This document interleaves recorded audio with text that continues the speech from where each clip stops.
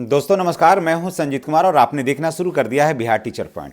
दोस्तों आज बात करेंगे नियोजित शिक्षकों को मिलने वाली सुविधाओं का और किस चीज़ से नियोजित शिक्षक वंचित होंगे और क्या क्या चीज़ नियोजित शिक्षकों को प्राप्त होगा, है ना। और अभी क्या प्राप्त हो रहा है। और जैसा कि आप सबको पता है कि सक्षमता 4 भी आया है और अभी भी 4 के बाद बहुत सारे नियोजित शिक्षक जो हैं वो अभी नियोजित शिक्षक ही हैं, बहुत सारे जो हैं वो विशेष शिक्षक भी बन रहे हैं। अगर आपको वर्तमान में सारी सुविधाएं, वर्तमान में जो सरकार फैसिलिटियां आपको प्रोवाइड करवा रही है, अगर ये सारी बातें जो है वो आपको पसंद आ रहा है तो आपको नियोजित शिक्षक बने रहने में भी ज़्यादा नुकसान नहीं है। लेकिन अगर आपके मन में ऐसा लग रहा होगा कि सारे शिक्षक नियोजित से अब विशिष्ट बन रहे हैं और लास्ट ऑप्शन है मेरे पास 5 का, इसके बाद संभवतः नहीं होगा सक्षमता परीक्षा, तो आप विचार कर सकते हैं, है ना। कारण कि मैं ये कभी नहीं, किसी वीडियो में मैं नहीं कहता कि आप नियोजित शिक्षक ही बने रहिए या फिर आप बड़ी विशिष्ट शिक्षक बनिए। नियोजित अगर बने रहने का मन है तो वहाँ भी ठीक है, अगर विशिष्ट बनने का मन है तो वहाँ भी ठीक है। आप, क्योंकि मेरे कहने से कोई ना नियोजित बने रह सकता है ना विशिष्ट बने रह सकता है, लेकिन मैं दोनों का तुलनात्मक अध्ययन मैं करता हूँ। कुछ लोग कहते हैं कि सर आप दल बदल लेते हैं। मैं उनको ये कहना चाहता हूँ कि मैं दल बदल नहीं लेता। मैं जो सही बात है मैं वही करता हूँ।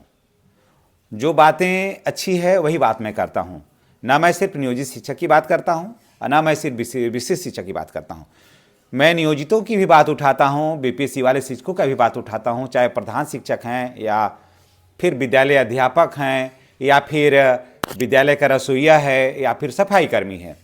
पूरा विद्यालय मेरा परिवार है और मैं सारे की विषय को मैं लेता हूं। और क्योंकि मेरे चैनल के माध्यम से शिक्षा जगत की जो खबरें होती है वही उठता है, इसलिए मेरे चैनल का प्रकृति, मेरे चैनल का स्वभाव को आप पहले समझने का प्रयास करिए।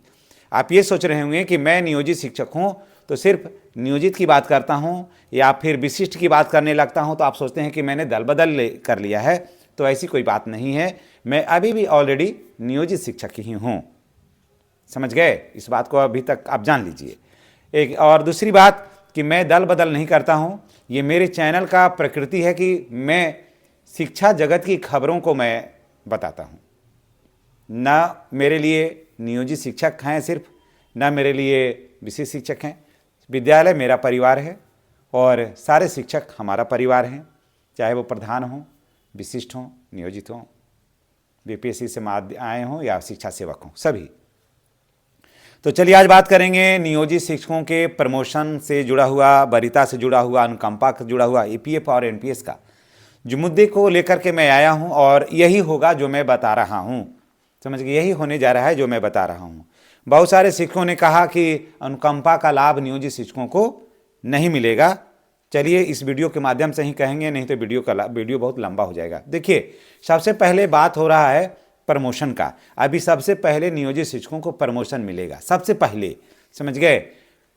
जिन नियोजित शिक्षकों ने स्नातक कर लिया है और जिनका 8 वर्ष हो गया है, तो स्वाभाविक है कि ज़्यादातर नियोजित शिक्षकों का 8 वर्ष हो गया है, तो इन सारे शिक्षकों का 2 इंक्रीजमेंट के साथ स्नातक ग्रेड में इनकी प्रोन्नति होने जा रही है। इसमें कोई डाउट नहीं है, यह भी आप जान रहे हैं। पहले यही चर्चा होती थी कि नियोजित शिक्षकों को मिलेगा स्नातक ग्रेड में प्रोन्नति। मैं कहता था, सबसे पहले मैंने ही इस बात को उठाया था। उसके बाद फिर ये बातें रंग लाने लगी और बहुत सारे शिक्षक व्यंग करते थे कि आप ऐसा बात करते हैं, नियोजित शिक्षकों को प्रमोशन का लाभ स्नातक ग्रेड में प्रोन्नति कैसे मिलेगी? आप अपने मन की बात करते हैं, मनगढ़ंत बात करते हैं। लेकिन वही हुआ जो मैंने कहा था। बाद में कोर्ट में भी ये डिसीजन आया, ऑफिस भी ये हुआ और अभी भी हुआ। क्योंकि देखिए, नियोजित शिक्षकों के नियमावली में नहीं, नियोजित शिक्षकों के नियमावली में है ये। समझ गए? तो जब नियमावली में है तो आप वो तो मिलेगा ही मिलेगा।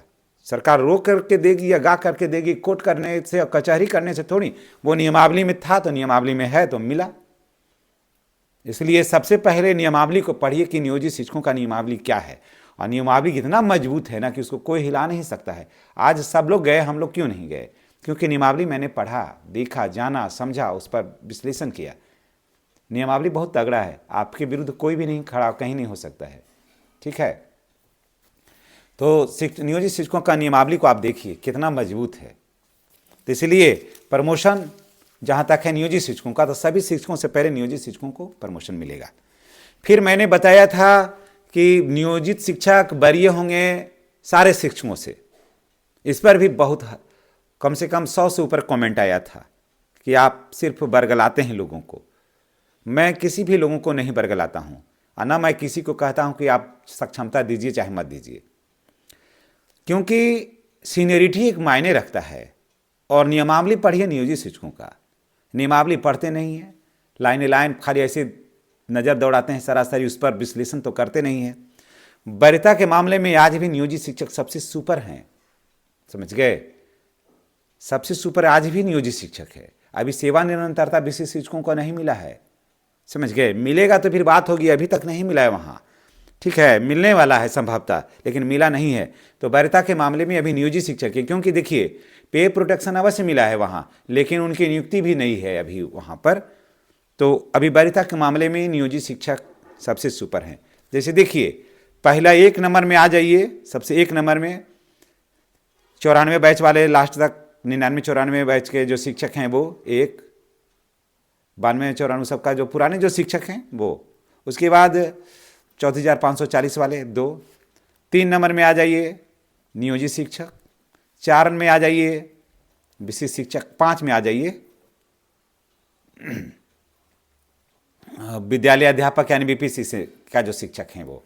हाँ, इसमें अब ऐसे जान लीजिए प्राइमरी में अगर बात हम कर लेते हैं तो 1 नंबर में विद्यालय प्रधान जो रहेंगे से, अगर 34,540 वाले भी नहीं हैं और 99 बैच के भी शिक्षक नहीं हैं तो वहाँ पर सबसे पहले रहेंगे विद्यालय प्रधान। अगर हैं तो 94 बैच 1 नंबर है ना, 2 नंबर में 34,540।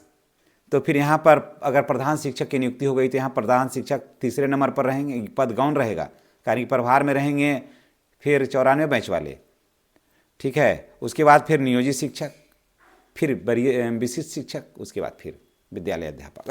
अगर नहीं है, अगर ना 34,540 वाले हैं और ना कोई हैं, तो देखिए प्राथमिक विद्यालय की मैं बात कर रहा हूँ, 1 नंबर या मिडिल स्कूल का 1 नंबर में रहेंगे प्रधान शिक्षक या प्रधान अध्यापक, 2 नंबर में रहेंगे नियोजित शिक्षक, तीसरा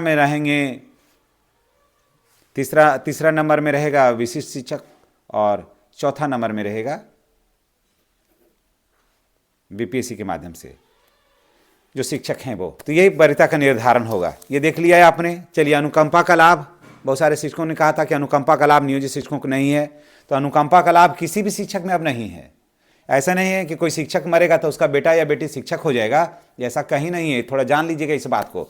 अब क्या होगा कि उनको विद्यालय परिचारी या विद्यालय सहायक के पद पर नियुक्ति होगी। ये नियोजित शिक्षक में भी है, विशिष्ट शिक्षक में भी होगा, उसके बाद 94 बैच वाले शिक्षकों में भी होगा। ऐसा नहीं कि उनका बेटा या बेटी जो है वो हो जाएगा जाकर के शिक्षक, नहीं होगा।